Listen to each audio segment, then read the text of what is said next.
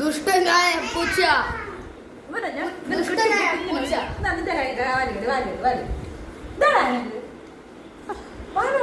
വലിയ സംഭവം പോലെ കറിയൊക്കെ അരച്ചെടുത്തിരിക്കുന്നു.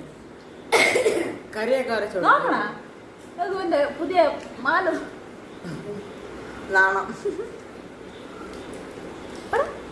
ഒരു പൂച്ച തന്റെ മുതലാളിയെ മാനസികമായി ഉപദ്രവിക്കുന്നു.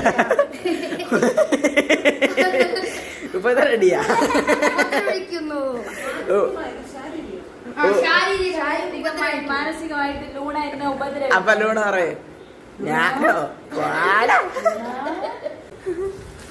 എപ്പോ ചാടാന്ന് പറഞ്ഞാണ് വാലാടുന്നു. വാല വിടറാ.